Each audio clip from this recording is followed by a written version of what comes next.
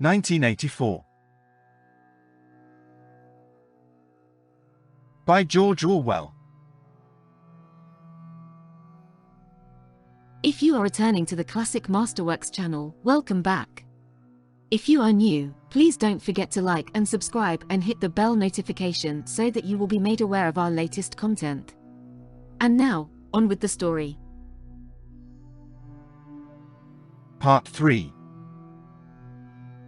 Chapter 1. He did not know where he was. Presumably, he was in the Ministry of Love, but there was no way of making certain. He was in a high-ceilinged windowless cell with walls of glittering white porcelain. Concealed lamps flooded it with cold light, and there was a low, steady humming sound which he supposed had something to do with the air supply. A bench, or shelf, just wide enough to sit on ran round the wall, broken only by the door and, at the end opposite the door, a lavatory pan with no wooden seat. There were 4 telescreens, one in each wall. There was a dull aching in his belly. It had been there ever since they had bundled him into the closed van and driven him away. But he was also hungry, with a gnawing, unwholesome kind of hunger. It might be 24 hours since he had eaten, it might be 36. He still did not know, probably never would know, whether it had been morning or evening when they arrested him. Since he was arrested he had not been fed. He sat as still as he could on the narrow bench, with his hands crossed on his knee. He had already learned to sit still. If you made unexpected movements, they yelled at you from the telescreen. But the craving for food was growing upon him. What he longed for above all was a piece of bread. He had an idea that there were a few breadcrumbs in the pocket of his overalls. It was even possible he thought this because from time to time something seemed to tickle his leg that there might be a sizable bit of crust there. In the end the temptation to find out overcame his fear. He slipped a hand into his pocket. "Smith," yelled a voice from the telescreen. 6079 Smith W. Hands out of pockets in the cells. He sat still again, his hands crossed on his knee. Before being brought here he had been taken to another place which must have been an ordinary prison or a temporary lockup used by the patrols. He did not know how long he had been there, some hours at any rate, with no clocks and no daylight it was hard to gauge the time. It was a noisy, evil-smelling place. They had put him into a cell similar to the one he was now in, but filthily dirty and at all times crowded by 10 or 15 people. The majority of them were common criminals, but there were a few political prisoners among them. He had sat silent against the wall, jostled by dirty bodies, too preoccupied by fear and the pain in his belly to take much interest in his surroundings, but still noticing the astonishing difference in demeanor between the party prisoners and the others. The party prisoners were always silent and terrified, but the ordinary criminals seemed to care nothing for anybody. They yelled insults at the guards, fought back fiercely when their belongings were impounded, wrote obscene words on the floor, ate smuggled food which they produced from mysterious hiding places in their clothes, and even shouted down the telescreen when it tried to restore order. On the other hand, some of them seemed to be on good terms with the guards, called them by nicknames, and tried to wheedle cigarettes through the spy hole in the door. The guards, too, treated the common criminals with a certain forbearance, even when they had to handle them roughly. There was much talk about the forced labor camps to which most of the prisoners expected to be sent. It was all right in the camps, he gathered, so long as you had good contacts and knew the ropes. There was bribery, favoritism, and racketeering of every kind, there was homosexuality and prostitution, there was even illicit alcohol distilled from potatoes. The positions of trust were given only to the common criminals, especially the gangsters and the murderers, who formed a sort of aristocracy. All the dirty jobs were done by the politicals. There was a constant come and go of prisoners of every description, drug peddlers, thieves, bandits, black marketeers, drunks, prostitutes. Some of the drunks were so violent that the other prisoners had to combine to suppress them. An enormous wreck of a woman, aged about 60, with great tumbling breasts and thick coils of white hair which had come down in her struggles, was carried in, kicking and shouting, by 4 guards, who had hold of her one at each corner.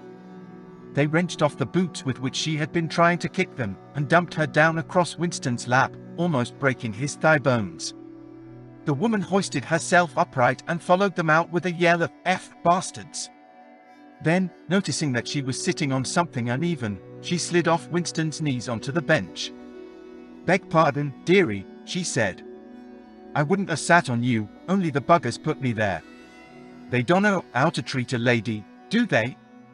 She paused, patted her breast, and belched. "Pardon," she said, "I ain't myself, quite." She leant forward and vomited copiously on the floor. "That's better," she said, leaning back with closed eyes. "Never keep it down, that's what I say. Get it up while it's fresh on your stomach, like."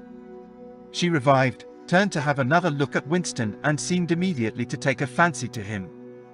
She put a vast arm round his shoulder and drew him towards her, breathing beer and vomit into his face. "What's your name, dearie?" she said. "Smith," said Winston. "Smith," said the woman.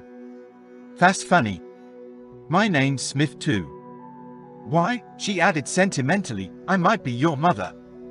She might, thought Winston, be his mother. She was about the right age and physique, and it was probable that people changed somewhat after 20 years in a forced labor camp. No one else had spoken to him. To a surprising extent, the ordinary criminals ignored the party prisoners. The polites, they called them, with a sort of uninterested contempt.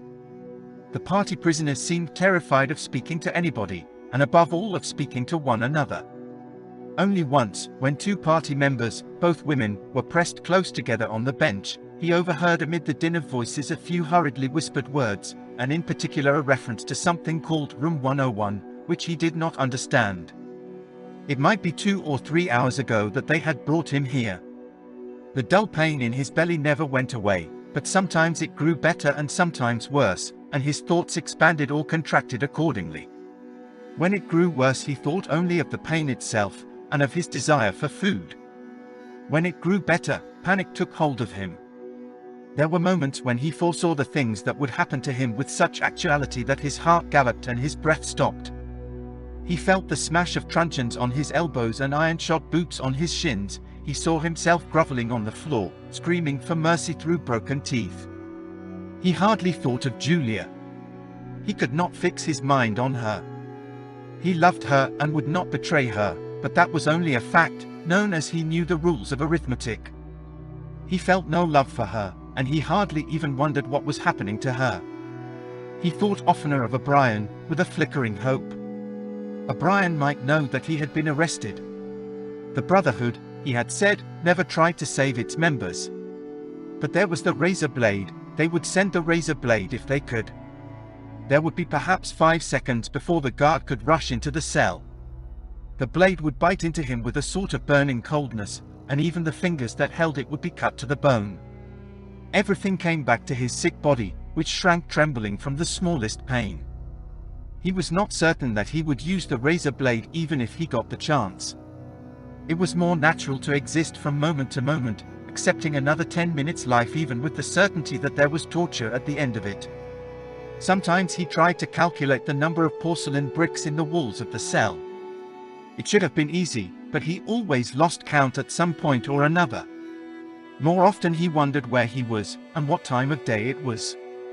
At one moment he felt certain that it was broad daylight outside, and at the next equally certain that it was pitch darkness. In this place, he knew instinctively, the lights would never be turned out. It was the place with no darkness. He saw now why O'Brien had seemed to recognize the illusion. In the Ministry of Love there were no windows. His cell might be at the heart of the building or against its outer wall. It might be 10 floors below ground, or 30 above it. He moved himself mentally from place to place, and tried to determine by the feeling of his body whether he was perched high in the air or buried deep underground. There was a sound of marching boots outside. The steel door opened with a clang. A young officer, a trim black uniformed figure who seemed to glitter all over with polished leather, and whose pale, straight-featured face was like a wax mask, stepped smartly through the doorway. He motioned to the guards outside to bring in the prisoner they were leading. The poet Ampleforth shambled into the cell. The door clanged shut again. Ampleforth made 1 or 2 uncertain movements from side to side, as though having some idea that there was another door to go out of, and then began to wander up and down the cell. He had not yet noticed Winston's presence. His troubled eyes were gazing at the wall about a meter above the level of Winston's head. He was shoeless, large, dirty toes were sticking out of the holes in his socks. He was also several days away from a shave. A scrubby beard covered his face to the cheekbones, giving him an air of ruffianism that went oddly with his large weak frame and nervous movements. Winston roused himself a little from his lethargy. He must speak to Ampleforth, and risk the yell from the telescreen. It was even conceivable that Ampleforth was the bearer of the razor blade. "Ampleforth," he said. There was no yell from the telescreen. Ampleforth paused, mildly startled. His eyes focused themselves slowly on Winston. "Ah, Smith," he said. "You too? What are you in for?" To tell you the truth, he sat down awkwardly on the bench opposite Winston. "There is only one offense, is there not?" he said. "And have you committed it?" "Apparently I have." He put a hand to his forehead and pressed his temples for a moment, as though trying to remember something. "These things happen," he began vaguely. "I have been able to recall one instance, a possible instance. It was an indiscretion, undoubtedly. We were producing a definitive edition of the poems of Kipling.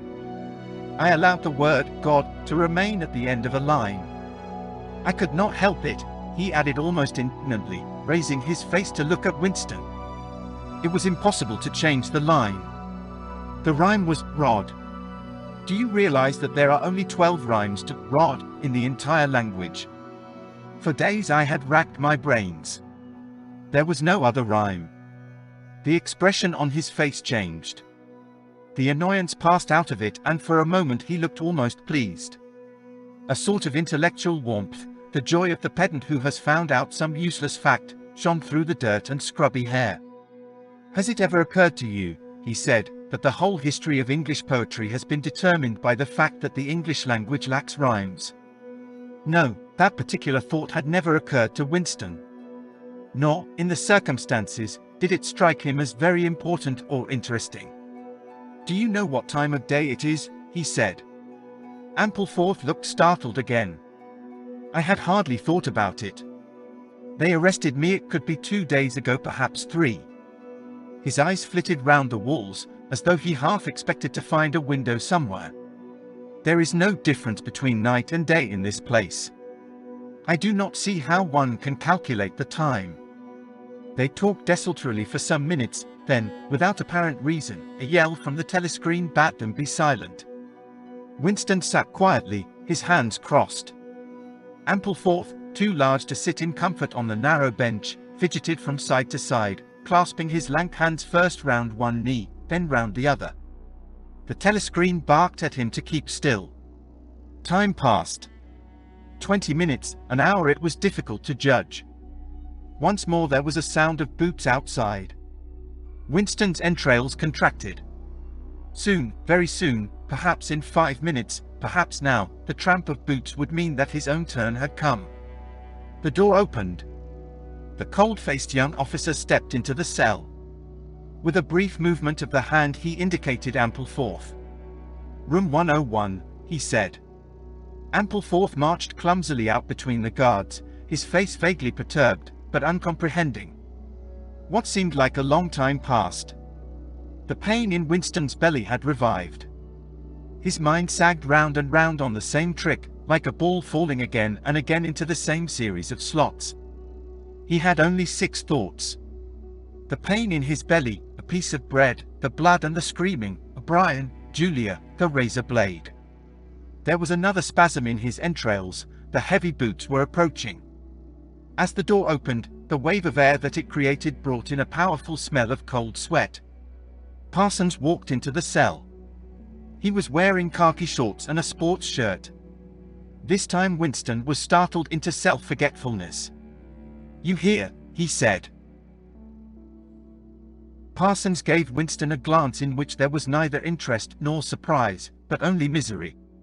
He began walking jerkily up and down, evidently unable to keep still. Each time he straightened his pudgy knees it was apparent that they were trembling. His eyes had a wide-open, staring look, as though he could not prevent himself from gazing at something in the middle distance. "What are you in for?" said Winston. "Thought crime," said Parsons, almost blubbering. The tone of his voice implied at once a complete admission of his guilt and a sort of incredulous horror that such a word could be applied to himself. He paused opposite Winston and began eagerly appealing to him. "You don't think they'll shoot me, do you, old chap? They don't shoot you if you haven't actually done anything, only thoughts, which you can't help. I know they give you a fair hearing." "Oh, I trust them for that. They'll know my record, won't they? You know what kind of chap I was. Not a bad chap in my way. Not brainy, of course, but keen. I tried to do my best for the party, didn't I? I'll get off with 5 years, don't you think? Or even 10 years. A chap like me could make himself pretty useful in a labor camp. They wouldn't shoot me for going off the rails just once." "Are you guilty?" said Winston. "Of course I'm guilty," cried Parsons with a servile glance at the telescreen. "You don't think the party would arrest an innocent man, do you?" His frog-like face grew calmer, and even took on a slightly sanctimonious expression. "Thought crime is a dreadful thing, old man," he said sententiously. "It's insidious. It can get hold of you without your even knowing it. Do you know how it got hold of me? In my sleep. Yes, that's a fact. There I was, working away, trying to do my bit, never knew I had any bad stuff in my mind at all. And then I started talking in my sleep. Do you know what they heard me saying?" He sank his voice, like someone who is obliged for medical reasons to utter an obscenity. "Down with Big Brother." "Yes, I said that. Said it over and over again, it seems. Between you and me, old man, I'm glad they got me before it went any further. Do you know what I'm going to say to them when I go up before the tribunal? Thank you, I'm going to say, thank you for saving me before it was too late." "Who denounced you?" said Winston. "It was my little daughter," said Parsons with a sort of doleful pride. "She listened at the keyhole, heard what I was saying, and nipped off to the patrols the very next day. Pretty smart for a nipper of 7, eh? I don't bear her any grudge for it. In fact, I'm proud of her. It shows I brought her up in the right spirit, anyway." He made a few more jerky movements up and down, several times, casting a longing glance at the lavatory pan. Then he suddenly ripped down his shorts. "Excuse me, old man," he said. "I can't help it. It's the waiting."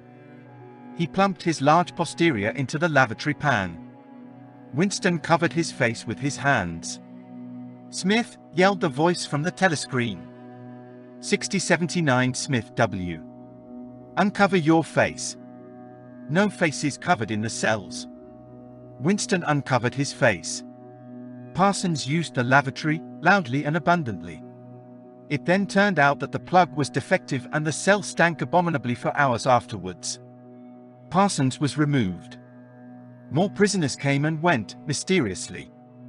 A woman, was consigned to room 101, and, Winston noticed, seemed to shrivel and turn a different color when she heard the words. A time came when, if it had been morning when he was brought here, it would be afternoon, or if it had been afternoon, then it would be midnight. There were 6 prisoners in the cell, men and women. All sat very still. Opposite Winston there sat a man with a chinless, toothy face exactly like that of some large, harmless rodent. His fat, mottled cheeks were so pouched at the bottom that it was difficult not to believe that he had little stores of food tucked away there. His pale grey eyes flitted timorously from face to face and turned quickly away again when he caught anyone's eye. The door opened, and another prisoner was brought in whose appearance sent a momentary chill through Winston. He was a commonplace, mean-looking man who might have been an engineer or technician of some kind. But what was startling was the emaciation of his face. It was like a skull. Because of its thinness, the mouth and eyes looked disproportionately large, and the eyes seemed filled with a murderous, unappeasable hatred of somebody or something. The man sat down on the bench at a little distance from Winston. Winston did not look at him again, but the tormented, skull-like face was as vivid in his mind as though it had been straight in front of his eyes. Suddenly he realized what was the matter. The man was dying of starvation. The same thought seemed to occur almost simultaneously to everyone in the cell. There was a very faint stirring all the way round the bench. The eyes of the chinless man kept flitting towards the skull-faced man, then turning guiltily away, then being dragged back by an irresistible attraction. Presently he began to fidget on his seat. At last he stood up, waddled clumsily across the cell, dug down into the pocket of his overalls, and, with an abashed air, held out a grimy piece of bread to the skull-faced man.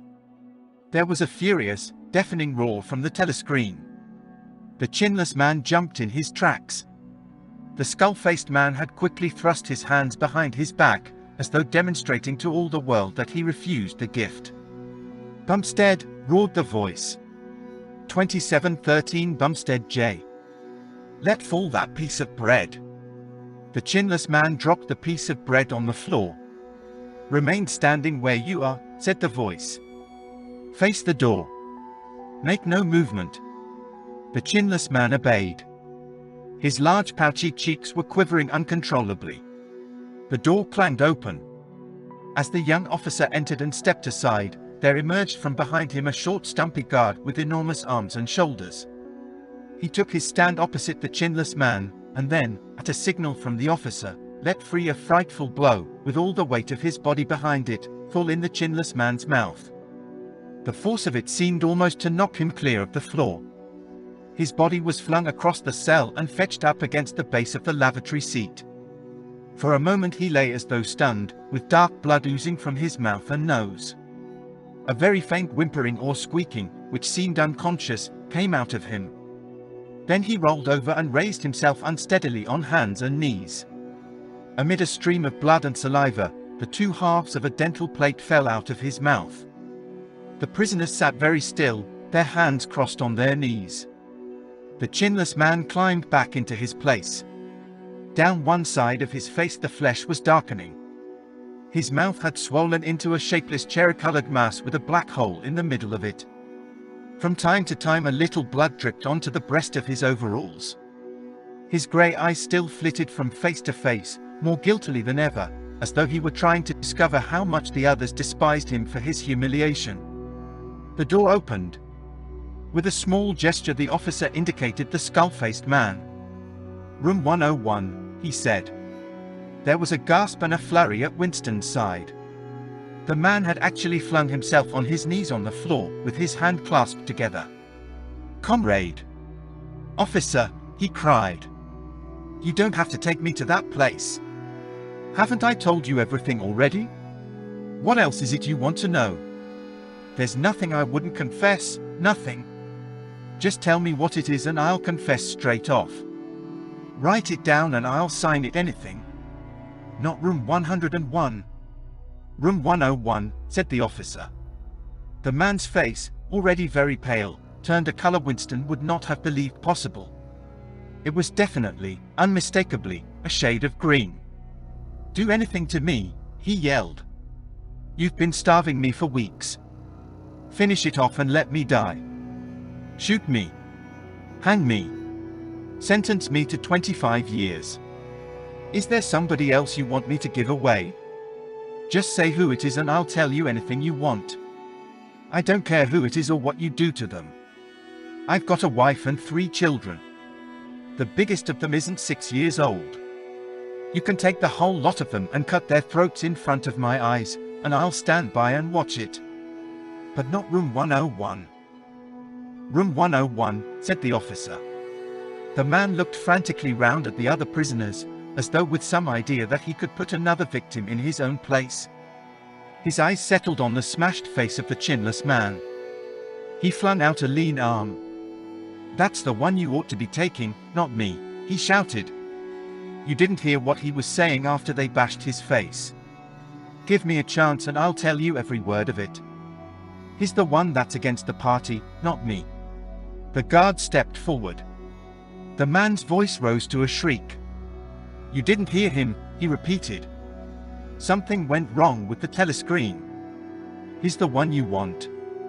"Take him, not me." The two sturdy guards had stooped to take him by the arms. But just at this moment he flung himself across the floor of the cell and grabbed one of the iron legs that supported the bench. He had set up a wordless howling, like an animal. The guards took hold of him to wrench him loose, but he clung on with astonishing strength. For perhaps 20 seconds they were hauling at him. The prisoners sat quiet, their hands crossed on their knees, looking straight in front of them. The howling stopped. The man had no breath left for anything except hanging on. Then there was a different kind of cry. A kick from a guard's boot had broken the fingers of one of his hands. They dragged him to his feet. "Room 101, said the officer. The man was led out, walking unsteadily, with head sunken, nursing his crushed hand. All the fight had gone out of him. A long time passed. If it had been midnight when the skull-faced man was taken away, it was morning. If morning, it was afternoon. Winston was alone, and had been alone for hours. The pain of sitting on the narrow bench was such that often he got up and walked about, unreproved by the telescreen. The piece of bread still lay where the chinless man had dropped it. At the beginning it needed a hard effort not to look at it, but presently hunger gave way to thirst. His mouth was sticky and evil-tasting. The humming sound and the unvarying white light induced a sort of faintness, an empty feeling inside his head. He would get up because the ache in his bones was no longer bearable, and then would sit down again almost at once because he was too dizzy to make sure of staying on his feet. Whenever his physical sensations were a little under control, the terror returned. Sometimes with a fading hope he thought of O'Brien and the razor blade. It was thinkable that the razor blade might arrive concealed in his food, if he were ever fed. More dimly he thought of Julia. Somewhere or other she was suffering, perhaps far worse than he. She might be screaming with pain at this moment. He thought, if I could save Julia by doubling my own pain, would I do it? Yes, I would. But that was merely an intellectual decision, taken because he knew that he ought to take it. He did not feel it. In this place you could not feel anything, except pain and foreknowledge of pain. Besides, was it possible, when you were actually suffering it, to wish for any reason that your own pain should increase? But that question was not answerable yet. The boots were approaching again. The door opened. O'Brien came in. Winston started to his feet. The shock of the sight had driven all caution out of him. For the first time in many years he forgot the presence of the telescreen. "They've got you too," he cried. "They got me a long time ago," said O'Brien with a mild, almost regretful irony. He stepped aside. From behind him there emerged a broad-chested guard with a long black truncheon in his hand. "You know this, Winston," said O'Brien. "Don't deceive yourself. You did know it, you have always known it." Yes, he saw now, he had always known it. But there was no time to think of that. All he had eyes for was the truncheon in the guard's hand. It might fall anywhere, on the crown, on the tip of the ear, on the upper arm, on the elbow. The elbow! He had slumped to his knees, almost paralyzed, clasping the stricken elbow with his other hand. Everything had exploded into yellow light. Inconceivable, inconceivable that one blow could cause such pain. The light cleared and he could see the other two looking down at him. The guard was laughing at his contortions. One question at any rate was answered. Never, for any reason on earth, could you wish for an increase of pain. Of pain you could wish only one thing, that it should stop. Nothing in the world was so bad as physical pain. In the face of pain there are no heroes, he thought over and over as he writhed on the floor, clutching uselessly at his disabled left arm. Thank you for watching. If you are returning to the Classic Masterworks channel, welcome back. If you are new, please don't forget to like and subscribe and hit the bell notification so that you will be made aware of our latest content.